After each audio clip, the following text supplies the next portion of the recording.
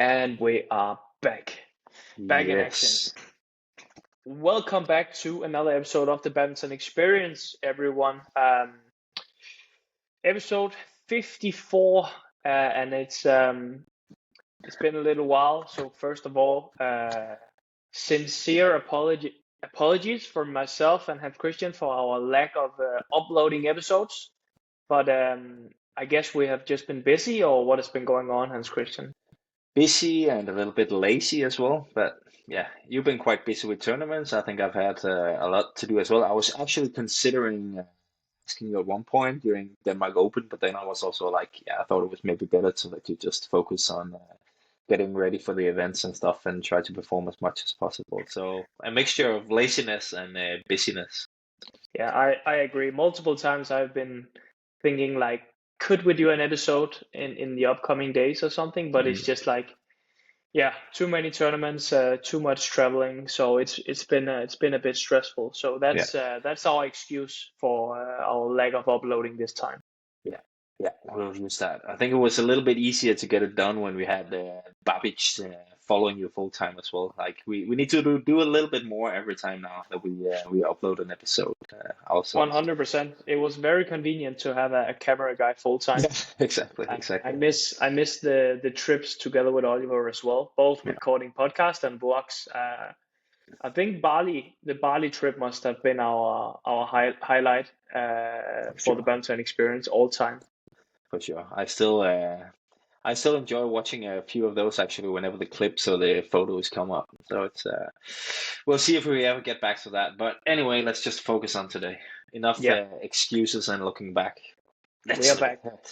Yes, 100%. But first of all, um, it is our program, and the good thing about that is that we can talk about ourselves as much as we want.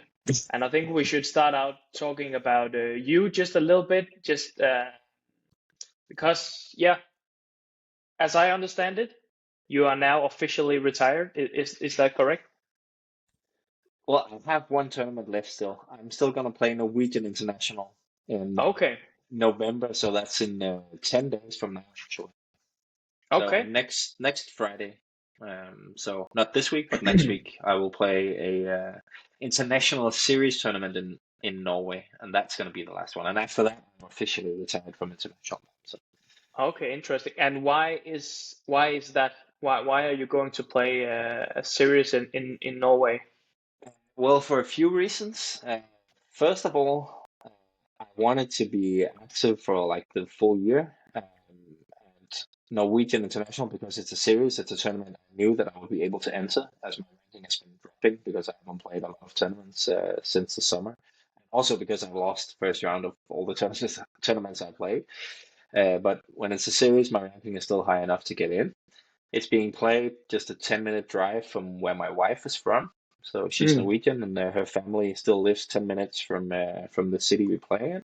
So I will bring my family, both Selena and Vincent, make a family trip out of it. And for me, it's kind of also a good way to kind of make like a full circle because back in 2006, the first tournament I ever won internationally was the Norwegian International. And yeah, I came back to win it another two times as well. So it's kind of like it was where my international career kind of started, and now it's also going to finish there. So Nice. obviously, it's not a big tournament, a big arena, anything. It would have been nice to finish with Denmark Open or World Championship or whatever. But with the circumstances for my career this year, this was by far the best solution I could think of. Okay, interesting. Hmm? That's good to hear. So it's just that we had this lunch together a few weeks ago or a month ago or something like that, Hmm? which is where we usually like celebrate Hmm. the one retiring or saying Yeah. goodbye to the one retiring. But I knew that you still had a few team matches. You still play team matches, right? Yeah, I'll do that the full season. I actually also plan to do so next season. So it's Okay, just my international career that I'm finishing. But yeah, good. international leagues I'm still open to. I play in France. I'm gonna go this weekend actually to play. Okay.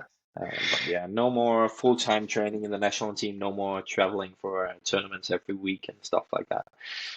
It's What time to enjoy badminton in a different way.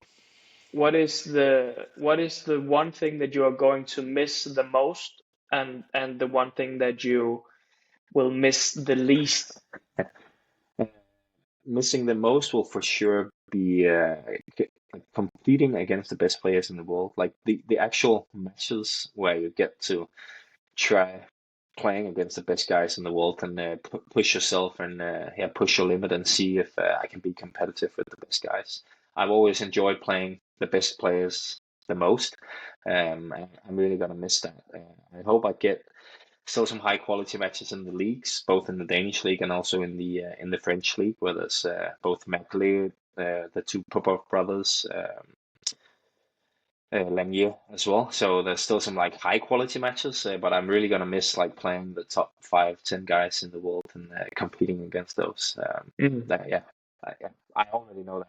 I already missed that part a little bit, but for sure, I'm not gonna miss all the like the traveling in terms of all the hours that I kind of wasted in the airport, on the plane, in the hotel room, stuff like that. Like I like traveling in terms of experiencing other cultures, visiting other countries, eating different foods and stuff like that, and all the social things we always have on the trips, like going out for lunch, or dinner, or coffee, or whatever it can be.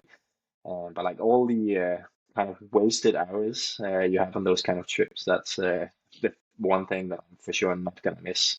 I'll Mm. still have it to some extent at home, I'm sure, but not to the same extent where you sometimes in Asia, you just kind of feel like you've been wasting a full day without actually achieving anything. Mm. I'm not gonna miss that feeling. Yeah, it is definitely grueling. Mm, All those hours in airports, that's the worst. I mean, mm, when we have all these tournaments, one after each other, you know, to pack your bags, unpack them, and pack them again all the time, and it's so tiring. But that's the life. That's the life that we have chosen. I will still be in this life many years. yeah, many years to come. So yeah, I'll just have to deal with it. But Yeah, yeah, I can but you will. definitely understand that part. That is not the most fun part for sure. No, no. But I But still it's just enjoy the like training and the league matches and stuff like that. I would say I enjoy the league matches a lot more now than I've done for the past few years, because now it is the matches where I get to compete and I get to measure myself against good players and see how well I can perform. Where before it was more kind of a job, sort of. mm, Where now I enjoyed it in a different way, because it's the highlight of my weeks in terms of my competitiveness when I get to play these mm. matches. Do you think that your future will be in the world of badminton like Mm, forever? Because it's mm, something that mm, you often see, like great players turning into coaches. mm, For us Danes, it's usually like, I feel like it would be obvious for you to get like a job as a national coach in some of the other countries in Europe, and then maybe mm, someday returning to Denmark and mm, have and playing a role at the national at the federation here in Denmark as well. mm, I mean, mm, I could just see that being like an obvious path for you, and you have mm, seen that with multiple other players in the past. Do you think that mm. that could be like your journey? I definitely already enjoy coaching. I do it 3 times a week in my club. I do it every now and then in this for this young group of talents we have just outside of the national center. They train together once a week, where I'm filling in for the coaches every now and then when they need someone to be there. I try to still go to clubs and other places just to do like clinics and stuff. So I enjoy that kind of coaching. I also enjoy the actual coaching where you're on court, like when I have to coach team matches or stuff like that. So right now, I would say it's realistic that I'm gonna go down that route at some point. But I want to still play for at least this full season, hopefully another season as well. So I'm not going to go into full-time coaching just yet. And for sure, it's not my plan to go into like national team coaching as it is right now, because that demands a lot of traveling, and that's the one of the parts that I'm looking forward to getting away from. I'm not saying it cannot happen down the road. For sure it could, but for now, I'm not too interested in all the traveling. If I could get my wife to find it interesting to move abroad, then I would be open to that. But as it is right now, I don't think that's a an option for us as a family. Interesting. Mhm. But you could never see yourself like totally walk away from badminton and just find a total other occupation, right? I could see myself doing it for a few years, where I went to another sport just to try and see how things work in a different environment, different sport, and try to draw some inspiration from that. But I have a very hard time seeing myself leaving the sport completely. Mm. It's part of who I am. I think like I really just love badminton in in any way, basically. So yeah, I'm gonna be here for a long while, hopefully. It's good. It's good to hear. It's good Yeah. for the badminton experience as well. If you suddenly just went away, I don't know what I would do without you. So it's good. No, it will. It's good. I think you could make like an entertaining one-man show as well. You need to Yeah, try and get that going. yeah. I actually tried that once, Hmm? or twice or something back in the days, in my early days of my YouTube channel. Yeah, I yeah. think I did like one episode together with Srikant, actually. Yeah, I remember that. Yeah, Yeah. yeah. Anyways, that's all about you for this episode. Yeah. I Let's think that's enough. So let the us hear a little bit about you, honest. Not too yeah, much, because okay, okay, okay. we need to get into talking about all the tournaments, but we can Hmm. also do that with you. How's the last couple of tournaments been for you? We were like you were not feeling your best going into Denmark Open, right? You got a small injury in Arctic Open. Is like everything back to 100% for you, or like what is the status for you? Yeah, uh, I'm back to 100%. But it is correct. I played the Arctic Open in Finland, and I felt very good. I felt like my movement was smooth. Felt strong and durable, and my game was going well. But unfortunately, I got this minor injury um, in my left adductor. Mhm. Like, yeah, and it was just like a small thing, but still, it wasn't really ready to play at the Denmark Open. It was like very close.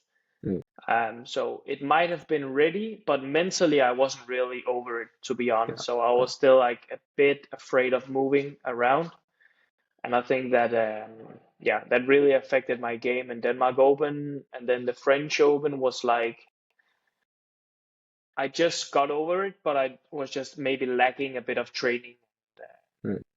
Yeah, my movement was not really good in French Open Yeah. as well. So it was a yeah, it was some frustrating weeks for myself, Mm. actually, because I felt so good in Finland, and I felt strong and everything. So yeah, I believe that there could have been some good results for me in these few weeks, but that injury just let me down like yeah, not a good road.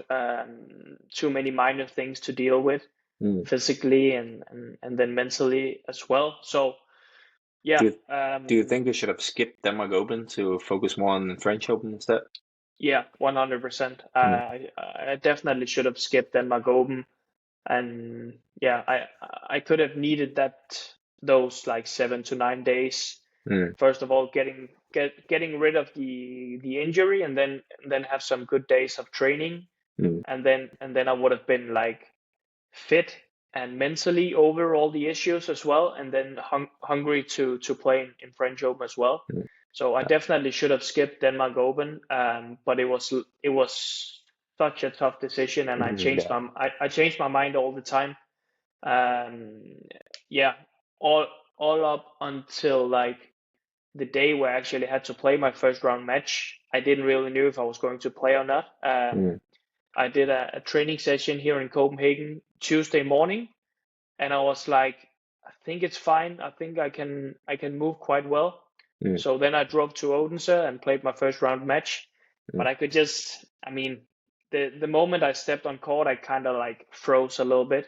Yeah. I was a bit scared to move around, so Mm. yeah, It was pretty yeah. clear to see watching the match that you were not moving at full speed or like Mm. playing with no concerns at all. You looked like someone who had other things Yeah, in your mind than just playing full out.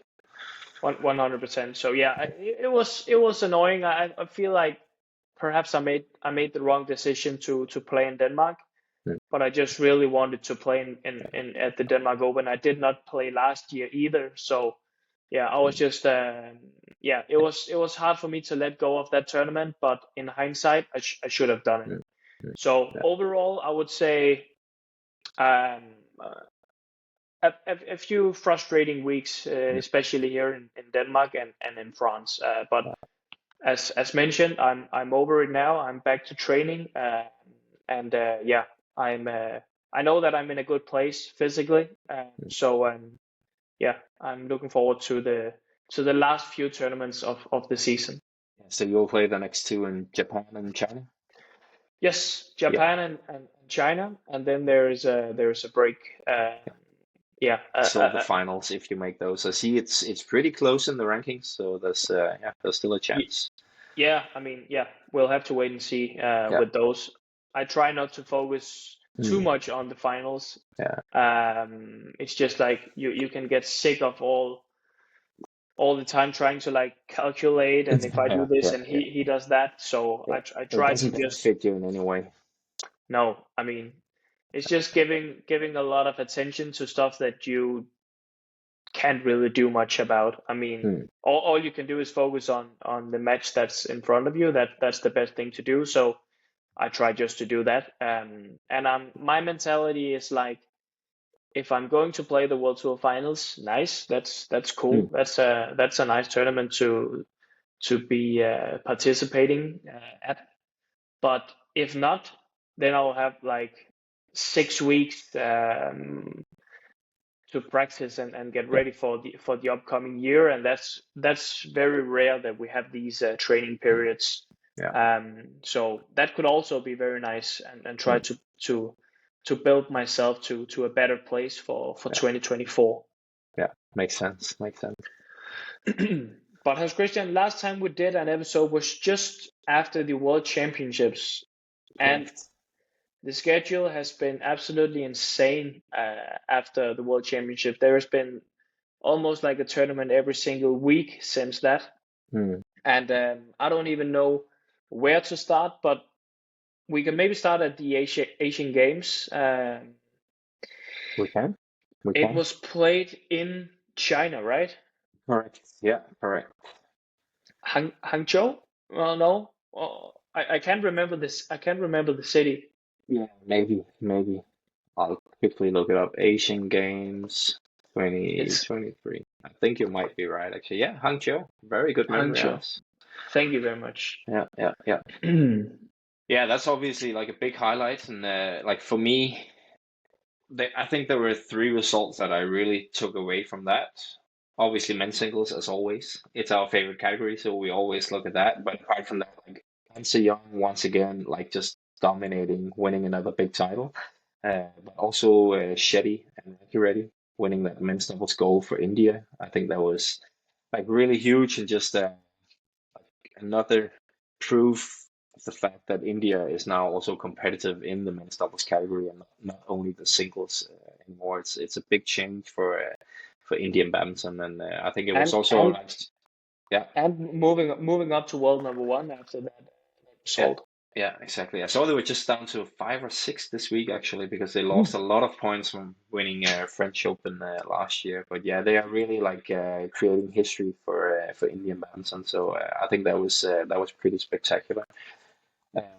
But still, for me, what I noticed the most was again that Li Shifeng.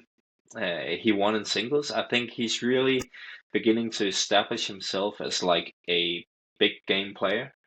Um, we saw him at All England as well play his absolute best. We saw him now at the Asian Games.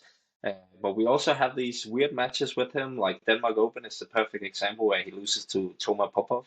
And it's no disrespect to Toma, but obviously, if you're one of the very, very best in the world, you don't expect him to lose a first round match like that if he wants to challenge a guy like Victor for the number one spot. But I think it just re-emphasizes the fact that I see him really as a guy who's stepping up at the big occasions right now.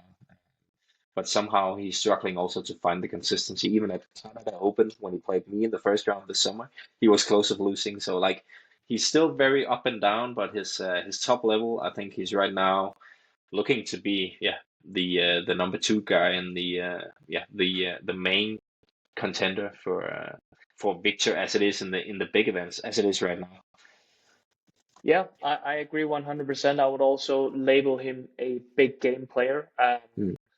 The All England and now the Asia Games. Maybe a little bit similar to a guy like Kunlavut. He's also like really much up and down, but then suddenly at some occasions he really steps up his game and his mentality, and you saw it at the World Championships where Li Shifeng actually did I mean quite disappointing result for him at the World Championships, which is a bit weird since we call him a big game player, because he definitely wasn't a big game player at the World Champs. Yeah. But do you think? I think at least for some of the Asian players that I'm not sure they were prioritizing World Championships as much as the Asian Games. I don't know how that is, but I would say in general, like the Asian Games is a 4 year thing, so it doesn't happen very often in your career where the World Championships it will be there again. Almost every single year. So I'm just I'm considering if that maybe has played a little bit of a factor into how some of the players performed at the World Championships, but I don't know. It's just guessing. Oh no, that could be true. I would expect him to do his best at the World Championships. Of course, But of course. but I feel like with Li Shifeng that he has this he can turn on the switch and then suddenly he's into like Superman mode. I saw it a little bit here in France as well. He was facing Li Shijia in second round match or something like that. He was actually down like 9-2 in the third game.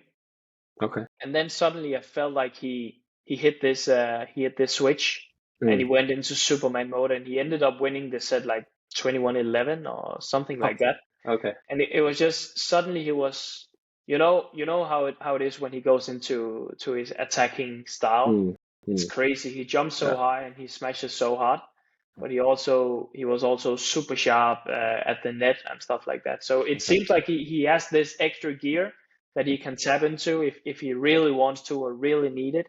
So I would be very interested to see a big game between him and Victor, like one of the really big games, like World Championships, All England or Olympics, like semifinal or final or something like that. I think that could be interesting. I still have Victor as the big favorite, but it could be a fun match to watch.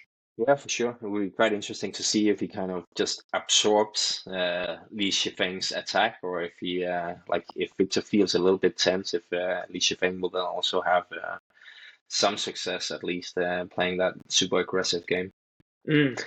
Yeah, because if you look at a guy like Shiuki when he's facing Victor, he's a really offensive player.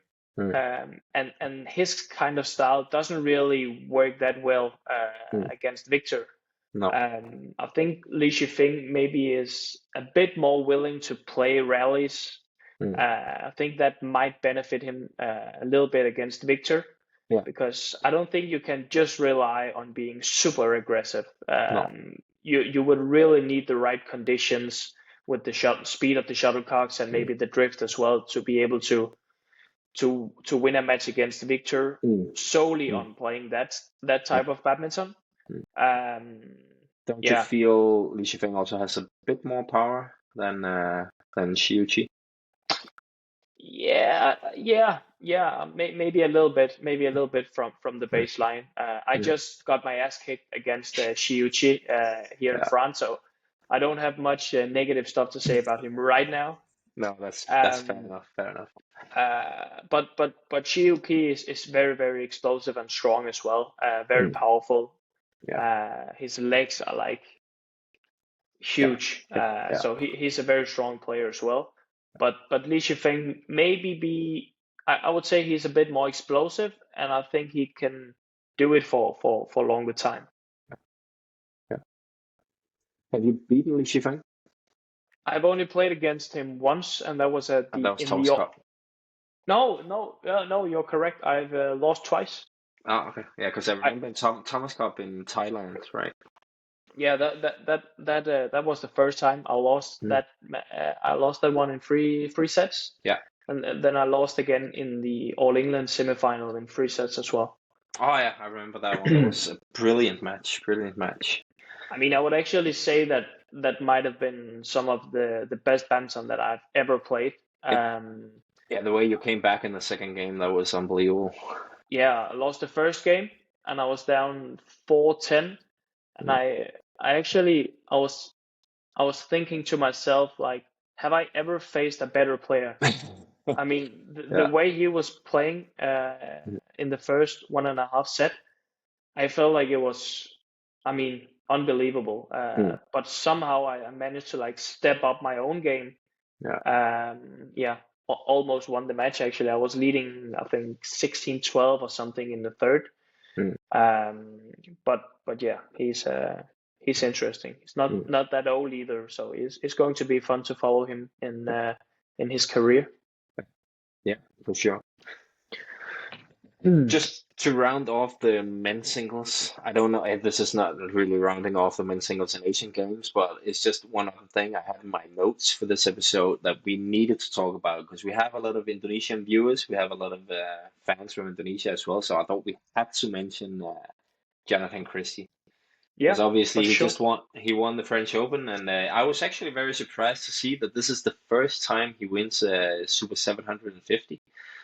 He won the Hong Kong Open before and the Indonesia Masters, I think, which were both only Super 500.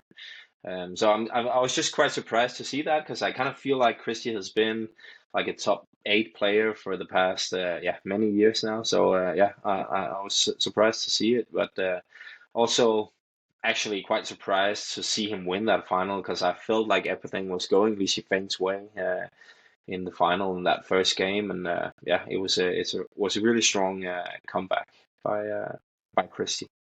Who did he face in the quarterfinal and the semifinal? Do you remember that? I think he faced Kodai. I think he faced Yeah, and he Ko also faced Lo the Lo yeah Can You. maybe I think he beat Cho, but that was in one of the early rounds, right? Or was that Denmark Open? Now I'm confusing all the results. I'm checking I know before I say anything stupid. He defeated Kenta Nishimoto. That must have been in the first round.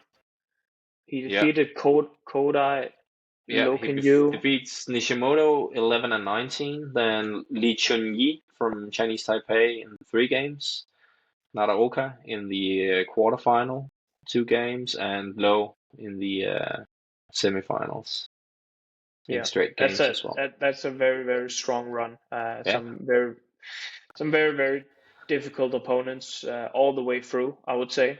yeah, for sure. Nishimoto is definitely a guy who's in form as well. Had him in the first round, so it's not an easy draw as a seeded player, for sure not. But it's also a little bit fun with Jonathan. For me, he was like going under the radar a little bit in the beginning of the year. Hmm. But he actually has like now he has 3 titles this year. He won the Indonesia Masters in the beginning of the year. Hmm. Then he won the Hong Kong and also the this one now in France.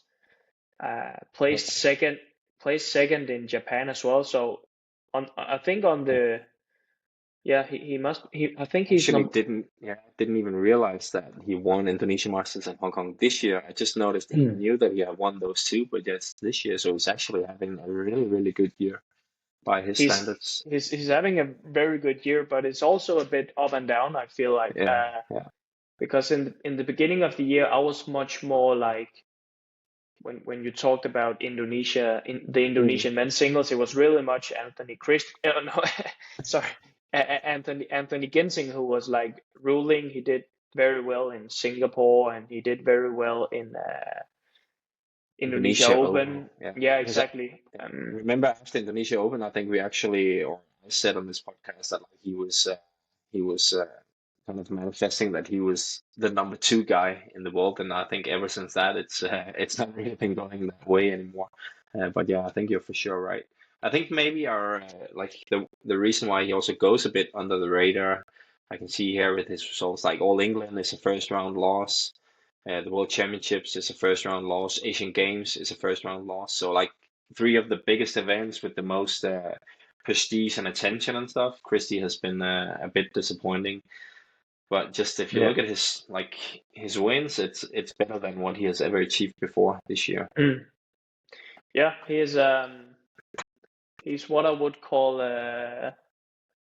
like someone chasing titles. Like, I mean, Mm, sometimes you lose early, but if you go far, then you go all the way. mm, That's unlike Kodai, who's like steady all the time, yeah, semifinals, yeah, finals, quarterfinals, but yeah, not really any titles. Yeah, Christie has been maybe the opposite this year. yeah. What has Kodai won? Has he won? Nothing, nothing. Nothing. Yeah, nothing. That's crazy. I think he won a tournament in Vietnam last year, Yeah, which that's was correct. Yeah, a Super 100. yeah, correct. Um, but Then he but has it's four losses in the final of Super 300, 500, and Super 1000, and the it's World a bit Championships, of it's course. it's crazy with Kodai how well he's performing like all the time. Yeah, yeah. But it is a bit weird that he hasn't won a title yet. Hmm. Of course, he will win a title soon, I'm pretty sure.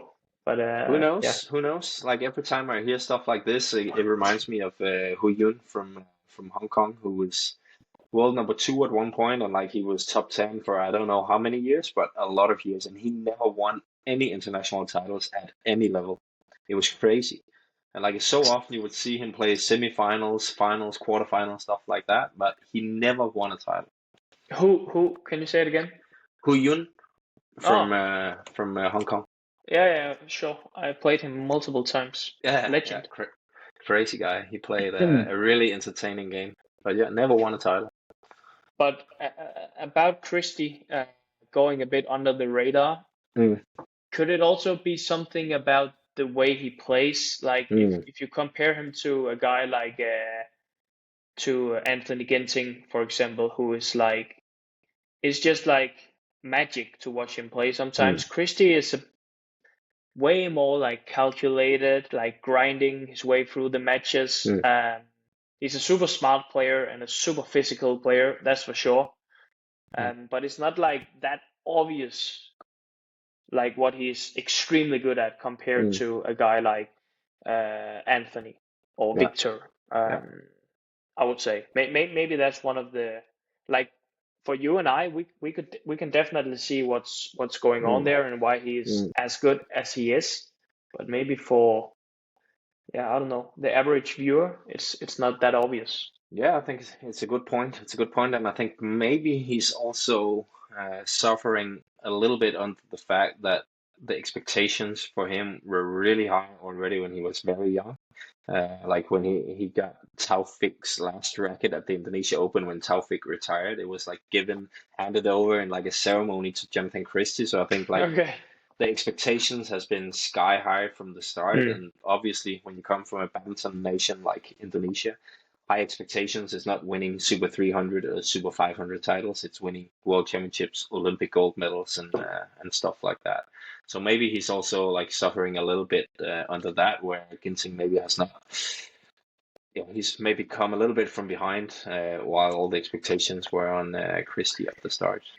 I would So say that both Anthony and Jonathan has already made an incredible career for themselves, yeah, and they are still relatively young, both of them. So yeah, yeah, yeah, two amazing players, and we'll definitely see them amongst the best players in the world yeah, for sure. for the years to come. That's for sure. Yeah. And Christie also has that Asian Games gold from 2018, so he has Yeah, that one huge title as well. the final here in France between Jonathan and Li Shifeng was the Asian Game champion from this year, and then the Asian Game champion from 4 years ago. Jonathan Oh, won that battle between the yeah, Asian true. Games Yeah. So he's the best winners. Asian game champion. He is. He Yeah. is apparently. Yeah. Fair enough. Should we? Should we? Should we jump from men's singles and Let's do it. into men's doubles a little bit? Yeah. We have to. We have to I, because I think I think there's two things that we need to talk about in men's doubles. Maybe you have a few things to add. Mm, Just first of all, before we get into the obvious one with our mm, friends Kim and Anders, mm, Aaron and Sol finally won their first tournament mm. uh, besides the World Championships, which is a weird way to Yeah. say it, like. Yeah. Yeah. Yeah. But they have been struggling for a long, long time to get this World Tour title under their belt, Mm, and it's kind of been like they have had a curse mm, upon them or something like mm. that. But they won the Denmark Open 2 weeks ago and got rid of the curse. Yeah. And we talked about it here when we had Aaron on the podcast, Mm, that the same thing happened with Pranoy. We also talked with him about not claiming any titles, but just doing well all the time. mm. So I think we have some kind of magic on the Yeah, show. I sent Aaron a message to say like congratulations and all that kind of stuff, and he replied back and said, yeah, all because of your show. So Yeah. yeah, I was actually thinking I forgot to I wanted to check up on that and make like a post on our Instagram with like Pranay features on TBE, and then Mm, he wins like 1 month later, 2 months later, and like do the same with Aaron Chia, and then see like who will be the next. So maybe mm. we need like our viewers to tell us like who should we invite next that hasn't won a title, so we will make them win a title. Maybe it should be Kodai because but he has that Super 100. But does that really count? No, that doesn't No, it count. doesn't Doesn't count. count. All It's right, yeah, 500 or above. That's yeah, the ones that count in my yeah. mind. Okay, all right, Um, deal, deal. Yeah. there was So one maybe other. There guys, yeah, was give one us, other. yeah. Actually, also we talked with Shetty about Mm, that number one spot in the world in men's mm, doubles, and he yeah, claimed that yeah. afterwards as well. True, I true. don't know if he had like a curse upon him. I No. don't think he had, But it's but just magic being on here. We it's can it's safely crazy. say that. Yeah, It's yeah. crazy. We're We just we, we waiting for you to start winning as well. yeah, Yeah, yeah. you've actually also won I this year, also right? I also got a title this Yeah, year, so yeah, it yeah, works for me as well. yeah, But we need to be careful with who we invite. yeah. Like if True. there are certain players we don't want to succeed, shouldn't Yeah, invite them on the yeah. podcast. Maybe you should stop inviting men's singles player just like to give It's yourself better chances of winning. exactly. It's too Yeah, dangerous. yeah, yeah.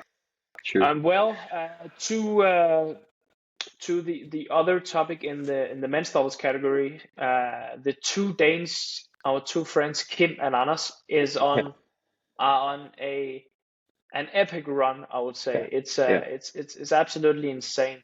So they have won, and correct me if I'm wrong, 5 titles, Mm, and also placed second at the World Championships, and yeah, it's all since the European Games. yeah. So in 4 months. Yeah, so it's 3 or 4 months. Mm, They are really on a crazy run. I saw mm, that they are now ranked 3 in the world.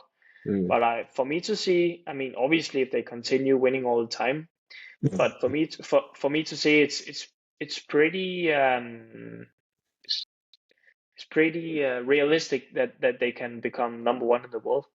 Yeah, I think it's very realistic. I just saw that Sten Pedersen, the VWF commentator, also put up a post that they are actually leading the race to Paris rankings. So the rankings, Olympic rankings that started from the 1st of May. So if it was only results from the 1st of May that counts, they would be world number one. I know that one of their 10 best results is some points from Sudirman Cup, and back then they had a lot fewer ranking points because the team points you get is just The like if you have average. the average, that was the word I was looking for, the average of how many points you have. So they got only 6,500, I think, right now they are up to 87,000. So if they play a team event in February, they will score another 2,000 points. They will just add on.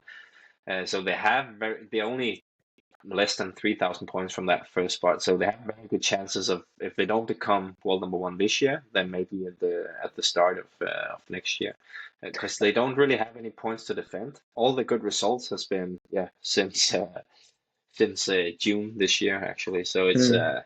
but it's unbelievable. I just have to say that, like, obviously they're very good friends to both of us, and I'm really happy on their behalf. But if you had told me 6 months ago that they would all of a sudden be most likely the best men's doubles pair in the world, I would be like, yeah, that's never gonna happen. Like, Mm. I truly don't understand how it can happen like that fast. And Mm. also, like, with the way everything was going for them, like before the European Games, they played 3 tournaments in Asia and they lost first round in all of them. Like, Mm. I would say at that time they were in like a small crisis, not like a huge one, but they were in a little bit of a crisis. Like Mm. the last time they made a semifinal before European Games was at Hilo Open last year, Wow.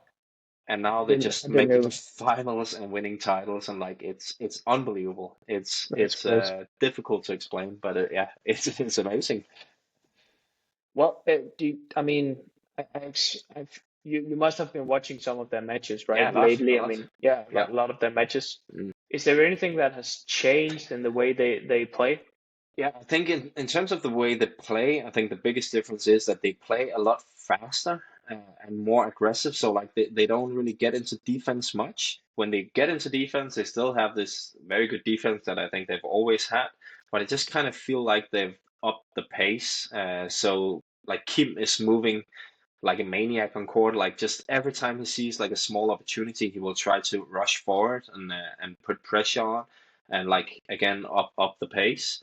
Um, and I think, like, obviously it sounds very simple, but before they won European Games and Canada Open, which I think those 2 tournaments like really boosted their confidence and stuff, I don't think they really had the inner belief and the confidence to do that, play at that pace, and not make mistakes. Like they would always maybe doubt themselves a little bit or hesitate just a little bit, and then you make 1 or 2 mistakes here and there at critical times. But I feel like because they won that European Games, Canada Open, it's kind of just had this snowball effect where they get more and more confident, and every time they get into a situation where it's 19 all, 20 all or something, they just trust their instincts and the way they play, and they don't really make the mistakes. They always make like the right choices. Where it was Mm. 5 months ago, it was completely the opposite. That maybe they would hesitate a little bit, and then you would make the mistake instead. So it's like Mm. small things, but overall, I would say they play a lot faster than what they did before. Yeah, I agree. The matches I've been watching I have the same feeling that they are all Mm, over the place. mm, Kim is really rushing to the net. mm, Anders is as always super solid in the defense, but also very successful from the baseline. yeah. I think I saw the beginning of the match, the semifinal match against the pair from China here Mm, in French Open. yeah. Uh, It must have been like three rallies in a row where Anders just did a smash from the round head side to the middle, and it was just like a winner every single time. Mm, I feel like when they get the offense, it's just a matter of time before the rally is over. mm, yeah. They're really good at like, and also when Kim is on the baseline, he was just Mm, hitting like a cross from his forehand, just a straight winner. And Kim is not like the hardest hitter in the in the men's doubles mm, category, but maybe he's really good at creating angles, and he's he's also moving very well to the shuttle, so he's really mm, like jumping and being a threat in the way he moves as well. yeah. But I feel like a lot of this must be because of their crazy confidence at the moment. Mm, As you say, the way that they rush forward, you really need to be so confident to do that. mm, Just like kompromisløs, how do you say mm. that? Yeah. Uh, I don't know how to translate that. Like, yeah, that word is just eluding me. I'll look Yeah. it up. Yeah, but the way that they just do everything like 100% rushing forward, taking chances, Hmm. just believing that they will have yeah, the like the margins on their side or the luck Yeah, on their side is relentless. You can, relentless. yeah, yeah. Yeah, So they're like very relentless, like just trusting yeah, 100% going one direction. exactly. Yeah. And also the maybe the spin serve from Kim is like Hmm. very good at the moment. Hmm. Yeah, yeah, yeah, for sure, for sure. I think in the did you watch the final when they played in France? No, no, No. I was at a family gathering, so I did not Yeah. watch the Well, final, it's unfortunately. just because you mentioned the spin serve. They were playing Fikri and Maulana from Indonesia, and this guy Fikri, his spin serve is Mm. outrageous as well. Like really, Okay.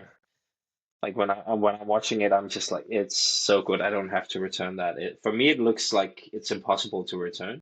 But then they had like this one point where it was getting a little bit close, and Fikri is serving to Kim, and you know he has the spin serve, but like once again, Kim is just like 100% relentless and just like rushes forward and kills it straight away.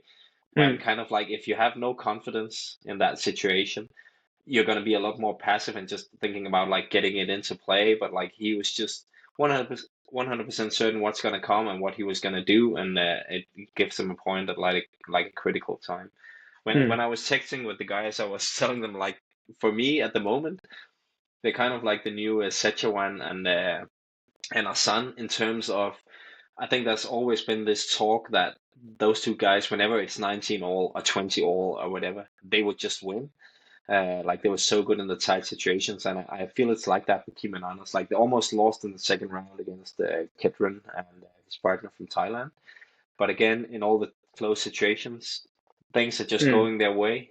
They find a way with the relentless play and Yeah. just yeah wins. It will be very interesting to see if they can just continue Yeah, yeah. down this path. I mean, they're not super young anymore, the two Mm, guys. yeah. So we'll see how long it will last. But hopefully they will reach the number one spot in on the world ranking. That could be a crazy achievement. Yeah. I don't think anyone uh, would have seen that one coming. So No, yeah, for sure not. I let's don't think they even consider that as an option themselves. no. I know there are two guys that don't want to like jinx themselves, so they probably even won't say it out loud that that's their goal or something. But I'm pretty sure that it is. But Oh, it has to be. It has to be. Like they will of for sure course it is. qualify for the World Tour Finals now. They came third in the group last year, so even if they just like make it through the group at the World Tour Finals, they will already gain points as well. So Mm. they have really good chances, especially if they can keep performing. And suddenly, out of nowhere, Denmark is a huge favorite at the Thomas Cup 2024. Yeah, now we have a good second doubles as well with the Yeah, Søgaard and Rasmus Kjær, yeah. who beat Liang and Wang from China 2 weeks in a row. That was Mm. insane, actually. They have been really stepping up as well, Yeah, yeah, for Frederik and Rasmus. So yeah, yeah. yeah, very interesting. But I don't think we are the favorites to win gold, though. Would you say No, so? No. no. Well, no. But we have I mean, at the We, moment we have two very strong men's doubles. yeah, for sure. That's for sure. Yeah. I don't know about the situation with Victor. Mm, But I mean, obviously, we also have three strong men's singles. So yeah, as for right now, we have a strong team. yeah, yeah, for sure, for sure. So what else, Hans Christian? What else? Yeah, one more thing I wrote down, which is actually the final thing I wrote down, was just a little bit of talk about the women's singles because I thought it was like with Anse Young again dominating at the Asian Games. After that, she had to get surgery in her knee, as far as I understand it. Okay. Like I'm a little bit in doubt if it was actually surgery, but she needed a break. I think it was like a small procedure as well. Yeah. So she's out for a couple of months, and with Yamaguchi also out, and I think those two had been kind of like the dominating two players. It was quite interesting to see like what would happen with Chen Yufei step up and like be the dominating player, because I think she's been like a clear number three, and she did it like exactly that. She won both Denmark Open and French Open.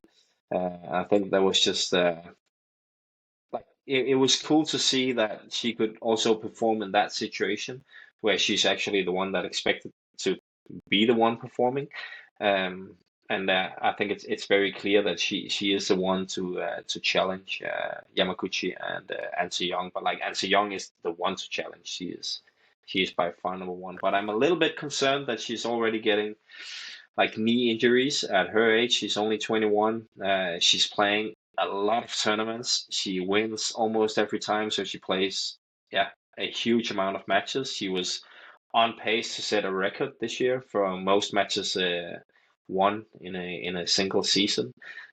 So I was actually voicing this concern when I was featuring on this Badminton Weekly program a couple of months ago, where I said like I think it's one of the key areas for the coaches to help her, like try not to be too eager about winning everything, because now she is on a good run. She has a lot of confidence. She is winning stuff, but she will also have the chance to win all those titles next year and the year after. Like obviously, World Championships, Asian Games, all the big ones you need to try and win when you can. But it's like, do you have to push to play an extra 750, an extra Super 1000 if you have like small issues?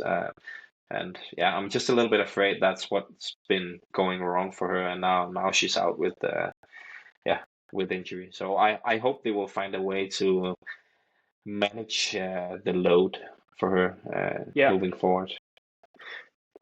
I just she won the World Championships, right? Yeah, Yeah. So she won she beat absolutely Marin everything. in the final. Yeah. Yeah, Yeah. she's having an unbelievable year. Unbelievable. But yeah, that is correct. That you need to be careful with a player like her. Yeah, even if she's And young. Yeah, yeah, I mean, it just it's crazy.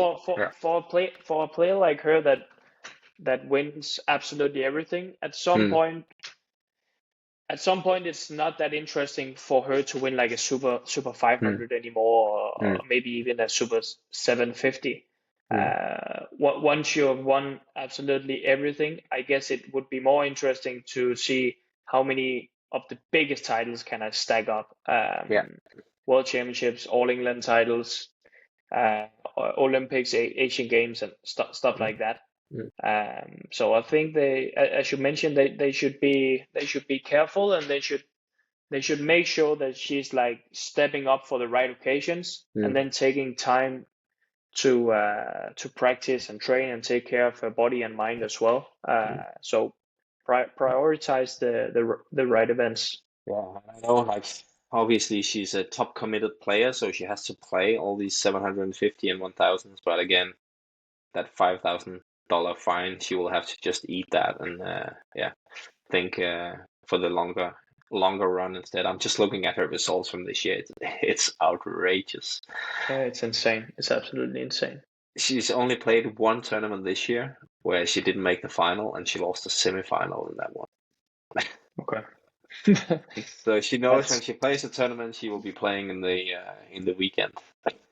it must be. I mean, imagine having to defend all that in the upcoming year. It Yeah, must be that's a lot of pressure. super stressful. Yeah, yeah, yeah. But yeah, Anyways, I would like that anyway. yeah, for sure. But Hans Christian, it was very nice seeing you again, talking to you again. It's Likewise, Hans. we don't see each other that often anymore. I'm busy traveling, and you are busy coaching, Yeah, riding horses. I don't know what you do in your stuff spare like time, that. Stuff like that. Are but you gonna be in the National Center on Thursday this week? yes. I'll see you there. Oh, fantastic! Yes. I'll kick your ass in box game or something. Yeah, you can try. You can. but that's my specialty now. Like I'm getting so good at playing where I don't have to move anymore. I'll make you move Okay. even in the box game. I will make you move. All right, I'm looking forward to it. Good. To everyone watching or listening, thank you so much for tuning in to another episode of the Badminton Experience. I hope that you found this conversation just a tiny bit interesting or entertaining or something like that. If you did it, I hope that you will subscribe to the channel, The Badminton Experience, leave a like on the video, and leave a comment as well in the comment section. That's super important, apparently. For sure. So that's all for now, and stay tuned for the upcoming episode. Bye bye, guys. Bye, guys.